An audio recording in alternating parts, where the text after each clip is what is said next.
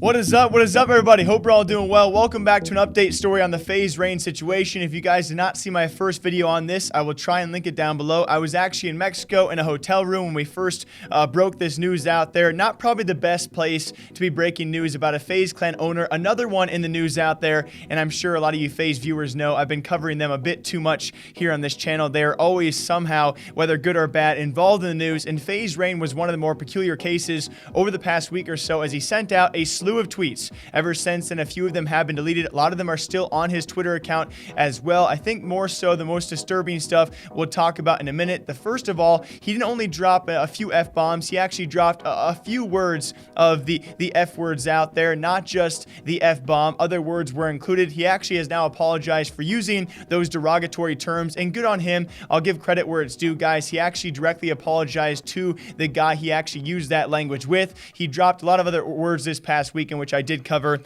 in the previous episode. I will say, though, more disturbing after his apology for that language used are the tweets that are still up on his channel, and I'm not really sure how to react about this. We have never seen before, especially when it comes to esports organizational owners, people of prominent stature and public figures like that of Norden. We have never seen this much of a public distress, and still out there as well. Several tweets out there stating how he felt about life, how he did not want to live, how he can't convince himself to even get over that as well. And it really is hard to touch on because I'm not exactly sure what to say about it. And obviously now he's actually posted ever since saying his Twitter account must have been hacked, an obvious joke as well. I do appreciate that he has left these tweets out there. They're not something you can actually say and, you know, obviously delete and take back. They're now out there for good. It is still very worrying, though, concerning as well, and I hope his friends and family are around him, as I'm sure they are. It really is worrying to see, especially from his position, so many times reiterating the fact that he can't get over that hump, and that even that getting help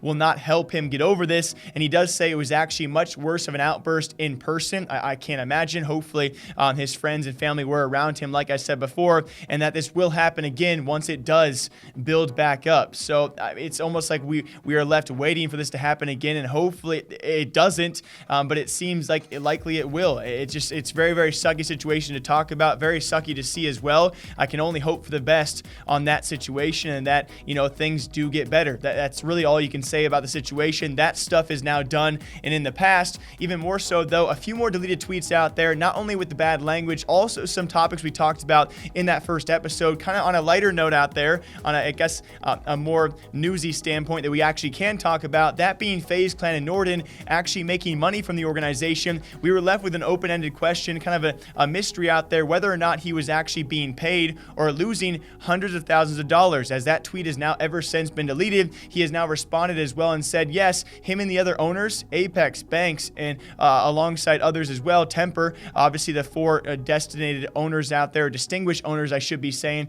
they're now all friends. They will always be forever family. So he has since deleted the tweet where he talked about losing money with Faze Clan not being paid, and now reiterated him and all the owners, the original owners I should say, they're all friends, they're all family forever. And so it leaves you wondering, when he actually leaves those tweets out there saying fake friends, fake love, all that stuff about clout and such, who is he referring to then if he's not talking about the other owners? Who is he actually referring to as the fake friends and the fake love inside Faze Clan or even near Faze Clan? It really leaves you wondering exactly who he is talking about. But those are all really the points I wanted to touch on, guys. Really just three different points out there as well. The situation has now been cleared up. He's apologized for the language he did use. I definitely do respect that. He has now left those worrying and concerning tweets out there as well. Hopefully that situation does get better and resolve itself, but he does let us all know it likely will happen again. It just builds up over time, and maybe that's his way of release. And then very lastly, when it comes time for Faze Clan and all of their owners, whether or not they are being paid, seemingly he has now retracted that statement. Obviously, many of us know he has made lots of money while being inside Faze Clan, but it is very weird because we've talked about Faze Clan being profitable. They've brought in more investors than many esports organizations out there, so it would be very weird to see an owner, original founder of Faze Clan like Norden, not being paid. He has now taken that back and made sure that we all know him and the other owners and most of the Faze Clan boys are still friends, but some of which maybe he is not with. Until next time, I hope you guys all enjoy breaking down esports and gaming news here and Faze news, it seems, every single day. Until next time, take care of yourselves. I will see you all back here sometime soon. Goodbye.